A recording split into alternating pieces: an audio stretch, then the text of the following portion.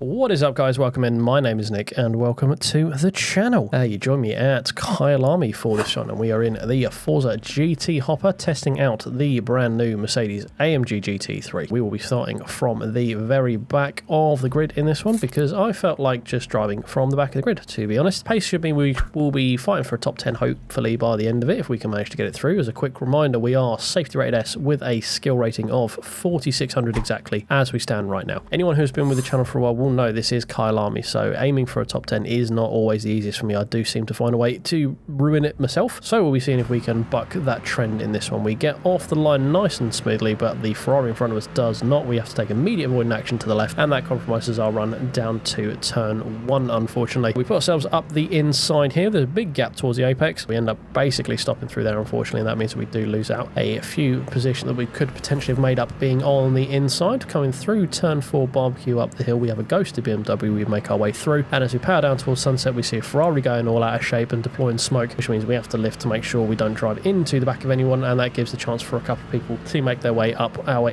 inside through sunset, including the Ferrari, who gives us a little tap on the way through. We have a Audi right behind us. We're going to keep it to the left to make sure that we don't have a dive up the inside. The Ferrari is very slow coming through the left-hander here, and as we come down into the SS, he does brake abruptly because of the carnage happening in front of us. We've got BMW off to the left. The Ferrari tries to dart to the left around the Dodge, unfortunately drops a wheel onto the gravel, and that sends him spearing across the track to the right. We try and avoid it, but unfortunately we were not able to. That sends us into the wall and to the back of the pack, unfortunately. So we are going to spend an entire lap just catching up to the back of the grid here. We are on lap 2 of 9, coming towards the end of this one here, and we find ourselves on the back of this, well, what appears to be relatively laggy Dodge Viper, and see if we can get past him as quickly as possible. Braking very early into the last corner, so we close right up as we come through here, and he starts braking again, gets me all out of shape, so we are not very cleanly through that corner by mounting the curb, but we're looking to see if we can get a good run down into the turn here. We have a look round the left. He doesn't seem to want to defend, so we'll dive up the inside, braking around the 100 board, putting ourselves on the inside for the apex. He carries more speed round the outside, and that gives him the inside for turn 3. We'll look to see if we can maybe return the favour in turn 4, but we're a bit too far back. We miss the apex by a country mile. He gets a little bit of a slide, and we power down towards sunset. We have a slow moving BMW for some reason. I'm not really sure why, but we shall take that free position. Thank you very much. Coming through the left-hander after sunset, the Dodge is all out of shape, so we have to take a little bit of a wider line than we'd have liked. Puts us a little bit compromised through here. Through the S's, the pink Mercedes taking a little bit too much of the grass, getting a bit too greedy on throttle,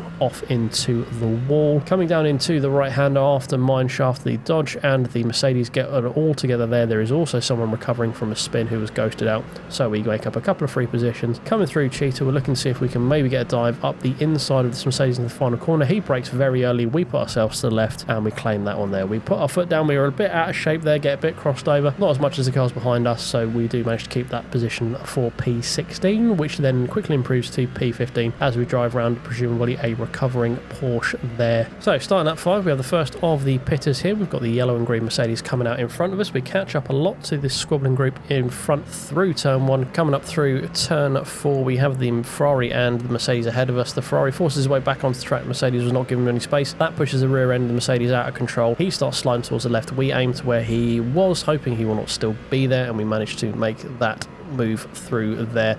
Little tap from the Ferrari on the way through as well. We managed to stay very close to the yellow and green Mercedes coming through the slow right-hander. We look to see if we can get enough speed through Cheetah to dive up the inside into the final corner, but we don't. He does brake earlier than I was expecting. We do have a little bit of inconsequential contact. Get just a warning penalty, but nothing major. We do have a lot more speed, it would appear, coming down the start-finish straight, so we put ourselves on the left-hand side, keeping him as far right as possible. He does try to see if he can push us over, but we just hold him there. We are braking out the 100, claiming the apex. We let off the brake to make sure we get to the apex first. Mercedes gives us the space, and we get that move done. However, coming through the sunset turn a few turns later, we do get a little bit greedy on the curb on the right-hand side. Put ourselves on the left, but apparently not as left as the guy wanted to be, so he slides up the inside and doesn't stop anywhere near as quickly as he thought he was going to, and slides back past us. Meanwhile, there was someone off in the gravel on the right-hand side, so that means at the end of lap 6, we do pit from P6, and because we've only got 3 laps left, we've managed to eke out a free lap, so we will be coming out on softs rather than mediums. So we're looking to be very racy towards the end of this one here. Hopefully the overcut has given us a few positions up here. We come out in P12, but by the time we're actually able to get up to speed, that is in fact P13 with the Porsche that we overtook in lap 4 coming back past us. So he makes the undercut work on the medium strategy. We close up towards the end of the end of the 7th lap here, first lap on the new tyres. As we come through up towards Cheetah, we're within half a second of the cars in front. We take a nice big cut of the corner there, trying to stay as close as we possibly can. The Porsche gets a little bit out of shape coming through turn 1, beginning of lap 8 with that BMW there. BMW also through barbecue runs a bit wide and is compromised on his run down towards Sunset, so we are staying very, very close. We can see another car ahead of us now, so there is the potential of P8 in this one here with the 4 cars ahead of us. We get a good run through Sunset here. We look to see if we can maybe get moved up on the inside. We're a bit too far back. We put ourselves there anyway, but not really anything happened there. We don't really dive up the inside on that one. So coming through the slow right-hander, the Porsche gets all out of shape. He gets a bit of a tank slap coming on, so we look to see if we can maybe get up the inside of Cheetah. We probably could have been left a bit more room there, but all in all we got through the corner fine. Breaking into the last corner, looking to try and get a good run out of here so we can get a move done down to turn 1. We get on the throttle a little bit too early, gets a little bit squirrely. We have to open up the steering. That runs us off over the gravel, and the runoff area gives us a half-second penalty for that one, but we do have a lot more speed coming down here. We pick up the slipstream, dart to left to see if he's going to defend. He doesn't seem to move, so we move to the left again and get that move done by claiming the apex as we did against the Mercedes a couple of laps before. This time, however, the Porsche did do a cutback and he is still there on our left-hand side, so he does require the space as we come up through barbecue. So that puts him back ahead of us. He's still there on our left-hand side as we run down towards Sunset. Going to be braking as late as we dare. We didn't want to brake any later than that, otherwise we would have driven into the side of him, and he sort of pinched us off a little bit. We can look to see if we can get the move back done up here on the left-hand side. We are right up alongside. He just turns into us, unfortunately.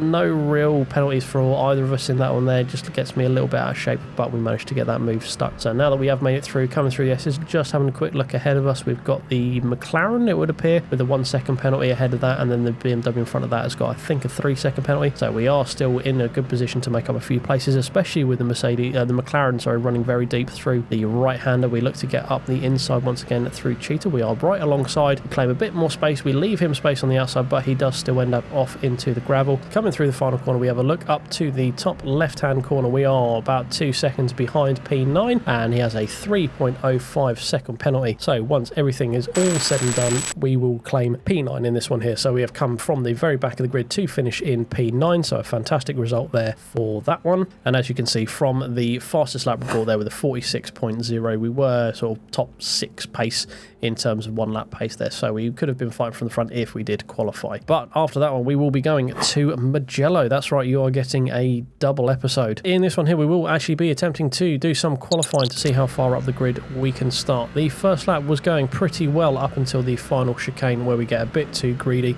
through the second part there, dirtying the lap, and we cross the line with a dirty 1:54.3, which is about a second and a half off of the fastest lap put down so far. The second lap is going a lot better. We are already half a second up through the first series of chicanes coming down the hill. We are up to about 9/10 through. We get a little bit out of shape coming through the double right-hander. We get on the throttle a bit too early, carrying a bit too much speed. So by the time we get up to the top of the hill on the second right-hander, we're just 1.1 seconds up, so it's definitely about half a second dropped there. We hold that same advantage all the way through till the end of the lap. Here at the last corner, we get a bit out of shape again, meaning we have to get off throttle, which does compromise our speed through that one, and we do drop that total time down to about 7.5 tenths, so again about another half second drop there, meaning we have our best time so far of 53.6. Coming through the first turn here, we get very deep through that first part. We get onto the curb on the right hand side on the entry to the first chicane, and the spins back out, and that is all she wrote. So only managed to really make use of one of the 3 qualifying laps in this one, so not the best single lap performance from us, but our 53.6 was good enough for P4 when it all was said and done. So still a very good starting position for us in this one, and the main thing this one is just going to be try and hold that position as best we can. There are still some very quick people here. We didn't have that much of an advantage over the cars behind us. The cars in front are lightning quick, so we're not going to be challenging for any higher than here, I don't think. But getting off the grid here, we managed to get away not very well in this one. A lot of wheel spin through the second part of it, and we have a lot of Porsches around here do get away very well with the engine over the rear wheel, so we are immediately swamped and we drop to P5. We put ourselves on the right hand side for the inside of turn 1. We just hug the curb all the way around, not giving anyone the space to try and lunge up. Here we are behind the green Porsche in front of us. We managed to get through the first series of corners without any major issues at all. A little bit of slip and sliding from the people on cold tyres just ahead of us, but we managed to navigate through there. It gets a bit out of shape through the second of the chicanes here, just as we come down towards the downhill section. We put ourselves up the inside. We have to get very conservative because the tyres are still not got all the best grip in them there, and he manages to hold that on by just putting a bit more commitment around the outside. Coming down towards the double right-hander, he gets a bit more aggressive on throttle and does pay for it, unfortunately dropping a tyre onto the gravel, so we will sling it up the inside through the second right-hander. We get a little bit too greedy there, dropping a wheel just over the rumble strip, so we are on the outside here. He's on our inside coming towards the right-hander. He gives us a little bit of a tap through the second part of the corner, and that does send him spearing off into the gravel, unfortunately, but we hold on to P4. Now, as you can see, the cars already after one lap, the ones in front of us are starting to disappear pretty rapidly, so we are focusing mostly on the BMW behind us. Initially, he had a 4-second penalty, which did get my red flags waving in my brain, because the only real way you get that sort of penalty at the beginning of the race is by sending someone off into death, but he seems to be doing pretty well so far. We do get a free position of the Porsche driving off into the gravel and apparently DCing there, so we are up to P3. We get a little bit too greedy coming through the right-hander up the top hill once again. This time we actually drop into the gravel, but thanks to the guy's 4-second penalty, we don't really need to worry about being in front. I just need to be close enough. So through the beginning or end of lap 3, beginning of lap 4, we are just going to sit and try and hold about a 1 to 1.5 second deficit to the guy in front. As you can see, we are holding that on there through lap 4. We do get promoted to first second as the leaders do pit at the end of lap 4, beginning of lap 5. We both look to be extending this by an additional lap. We are still within about a second coming through the first corner. We managed to close it down to about half a second through the second of the chicanes in the first sector. He gets very out of shape coming through there, and we are right on his back coming into the final chicane in the lap here, and we both pull into the pit lane at the end of lap 5. Again, not really looking to try and do much other than mirror this guy, because I'm not really worried about dropping any positions to him thanks to that penalty. Didn't have time in the first one, but as we are in pit lane now, if I could ask you a massive favour, you could drop me a like if you are enjoying this one, and drop me a comment letting me know why, and if you are wanting to see more in the future, do please subscribe. So somehow we do manage to jump the BMW in the pit stops here, so we pitted P4, we come out P3, and we have about a second advantage as we come out here, so I'm assuming he needed a bit more fuel than, well, actually had to put fuel in, whereas I never really do. I always fuel for the whole race at the start. So he managed, I think as well, because we pushed it another lap, he's gone soft, because he's got a lot more grip in this early stage of this stint than I do. As you can see, he's hustling me here through the middle of lap 6 as we come out from the pit, and he is pushing himself right round the outside and get that move done, coming into the long right-hander towards the end of the lap here. So we're just going to look to, again, stay as close as we can. We don't need to be ahead, we just need to be within 4.7 seconds. He did manage to pick up another 0.7 penalty from somewhere, I believe, as well. So we're looking here at the end of lap 7. He is starting to find a bit of pace now. He's got some free air. It's about 1 second now. He's up to a 1.5. Coming through the double right-hander, he extends that to 1.7, 1.8, now over 2.5 seconds as we come towards the end of lap 8 as we pass a back marker. 2.5 seconds is his advantage, crossing the line as we begin the final lap. But this is what made me think he is probably on soft, because over the course of this lap, we've managed to take a second out of him through the first sector. Through the double right-handers, we've taken out another second out of him, so we are half a second behind coming through the final chicanes before the long right-hander as we return to the end of the race. So coming here, we look around the outside of the long right-hander. He goes defensive on the inside,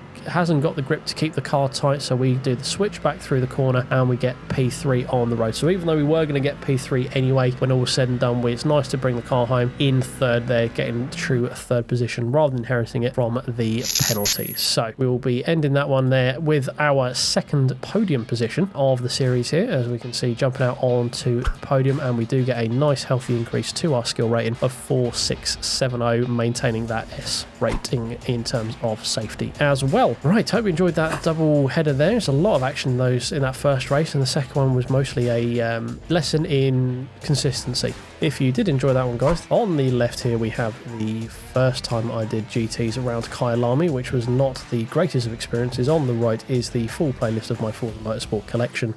If you have enjoyed this one, do please give it a watch, drop me a like, leave me a comment, and subscribe for more in the future. Thank you very much for watching, and I'll see you in the next one. Cheers.